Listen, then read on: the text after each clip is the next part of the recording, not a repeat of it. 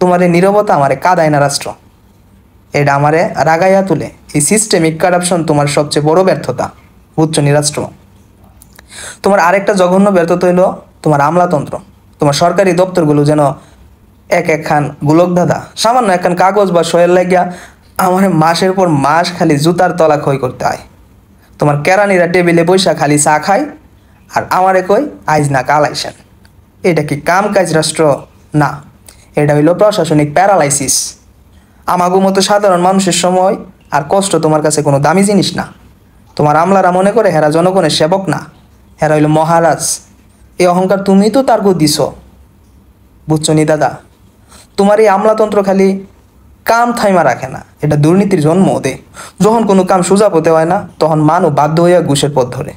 তুমি তোমার সিস্টেমটারে এত জটিল কইরা বানাইছো যে সাধারণ মানুষ কাজ সোজা পথে কইরা অসম্ভব। তোমার এই ব্যুরোক্রেটিক বটলনেকের লাইগা কত উদ্যোগ, কত স্বপ্ন যে নষ্ট হয়ে গেল, সেই হিসাব কি তুমি রাখছো? আমারে তুমি খালি কামের লাইগা না, অপমানিত হনের লাইগা তোমার দরজায় পাঠাও। এটা তোমার দায়িত্বহীনতার চরম নিদর্শন। আর আইনের শাসন কি কমো? তোমার মুখে এই কথাটা শুনলে আমার খালি হাসি পায় দাদা। এখানে আইনের শাসন নেই, আছে টাকার শাসন আর ক্ষমতার শাসন। ধনী মানুষ আর ক্ষমতাধর লাগে তোমার আইন চলে একভাবে, আর গরিবের লাগিয়া অন্যভাবে। শহরের লাট সাহেবের পোলারা মার্ডার কইরা পালাইয়া যায়, আর তার এ ধরনের সাহস তোমার পুলিশের হয় না। আর আমার মতো গরিব মানুষ সামান্য প্রতিবাদ করলে তোমার পুলিশ তারে মিথ্যা মামলা দিয়ে জেলের ভাত খাওয়ায়। তোমার আইন শৃঙ্খলার কথা আর কি কমু? চুরি, ডাকাতি, খুন, ধর্ষণের মতো কথা তো বাদ হয়ে দিলাম, এখানে এখন গুম আর ক্রসফায়ারের মতো কত কথা শুনে মানুষ ডরায়। এগুলা কি স্বাধীন দেশের কথা রাষ্ট্র? এখানে মানুষ শান্তিতে ঘুমাইতে পারে না। তোমার পুলিশ র্যাব তো জনগণের বন্ধু না, এরা এখন ভয়ের প্রতীক। এই ভয়ের সংস্কৃতি বা কালচার অফ ফেয়ার তুমি নিজেই তৈরি করছো দাদা, যাতে তোমার বিরুদ্ধে কেউ একটু শব্দটাও করতে না পারে। বাকস্বাধীনতা আর প্রতিবাদের অধিকার তো তুমি জন্মগ্রহণের পরিকবরে পাঠাইয়া দিছো।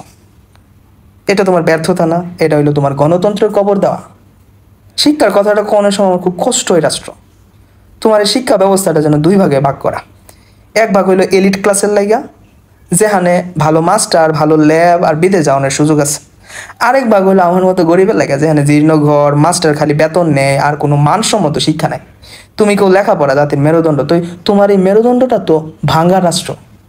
তোমার পাবলিক বিশ্ববিদ্যালয়গুলো তো এখন আর জ্ঞান চর্চার কেন্দ্র না, হেগুলা হইছে ক্ষমতার রাজনীতি আর মারামারির আখড়া। আমার গ্রামের পোলাটা ভালো করে লেখাপড়া শিখতে চায়, তো তোমার সিস্টেম তার সুযোগ দেয় না। বেকারত্বের জ্বালায় তারা হতাশ হয়ে পড়ে আছে। তোমার কাছে ইউথ মানে কি খালি বিদ্রোহী শক্তি, যারে ভয় পাইতে হইব?